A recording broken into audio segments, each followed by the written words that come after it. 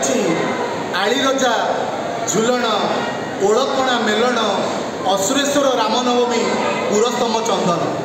आज हूँ पवित्र श्रीराम नवमी मर्यादा पुरुष श्रीरामकर जन्म जयंती उत्सव। यही अवसर में सारा ओडिशा रे उत्सव मुखर देखा मिली।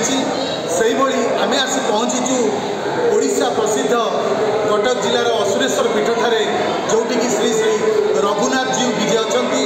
एटी आज दिन में प्राय लक्षाधिक भक्तों समागम एटी देखा मिलता है। से प्रतिशरू पूजक माने ठाकुर नीतिकांति कर सारी एवं भक्त मान समागम बढ़िबार लगी।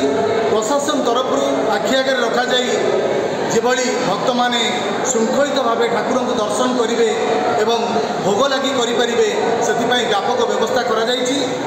मुख्यतः कारण हूँ आज जो रामनवमी आज प्राय 11 दिन धरी यही पीठर उत्सव मुखर सबुदिन प्राय हजार हजार संख्यार भक्त मैंने एठाकू आसी था।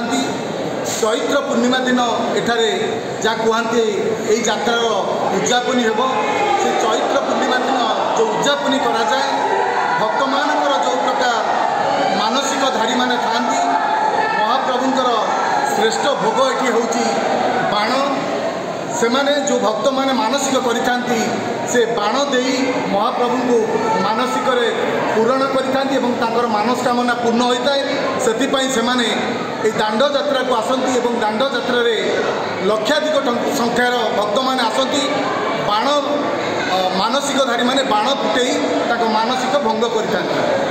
हाँ ये एठिकार जो रामनवमी पालित होची तो विश्वसारा पालित होची किंतु यार एठी पालित होबार गोटे स्पेशलिटी अच्छी कहीं ना ये हेले प्रत्यक्ष ठाकुर ये जे मानसिक बाण भोग करती से सबकि समाधान हो जाए समस्या सब से भक्त मानकर ठाकुर अगाध विश्वास अच्छी। आप देखुए केते संख्यार लोक खरारे आसिक ठाकुर दर्शन करने व्यतीव्यस्त ही ठाकुर दर्शन कर। हाँ आमर तो प्रशासनिक बैठक गोटे स्पेसिफिकली डकाई तहसीलदार डाकी सब डिपार्टमेंट ऑफिसर्स मानू से समस्ते जहाँ किसी प्रतिश्रुति देते से अनुजाई कार्यक्रम सब भी करें। वंशानुवाद आम अजा ये सेवा करुले बापा 50 वर्ष धरी सेवा करुले एवं मुझे 5-7 वर्ष हम सेवा करुँच। प्रभुकर प्रतिवर्ष पर ये वर्ष जन्मोत्सव पूजा कर जो समय हवा कथा ठिकणा समय संपादन हो भोर 4टार आम मंगल अवकाश होता। प्रभुकर स्नान जन्मोत्सव तापर पहली भोग सरला 6टार सर्वसाधारण दर्शन हो भक्त मैंने बहु संख्यार भक्त उपस्थित अच्छा दर्शन कर नीतिकांति मंदिर ना जेहतु आज तो जन्म है ना सागे सागे किसी माने नीतिकांति हेनी संध्या पर राति 11टार ठाकुर मंडप को विजय करेंगे मंडप दधिगंज मंदिर को विजय करेंगे राति 11टा 11:30 बेलू से फेरिले जाए अन्नधूप हरिका हम बहुत 4टा ये यात्रा 11 दिन धरी चलो समस्त मत 9 दिन धरी नवमी जात कि 11 दिन यात्रा 11 दिन यात्रा प्रथम दिवस आज प्रभुकर जन्मोत्सव है। द्वितीय दिवस आमर विद्यारंभ हो। तृतीय दिवस शिव विवाह। चतुर्थ दिवस सीता विवाह। पंचम दिवस आमर राहस वनवास। षष्ठ दिवस सीताहरण। सप्तम दिवस विश्व प्रसिद्ध दांड यात्रा। अष्टम दिवस बालीबद्ध हनुमान भेट।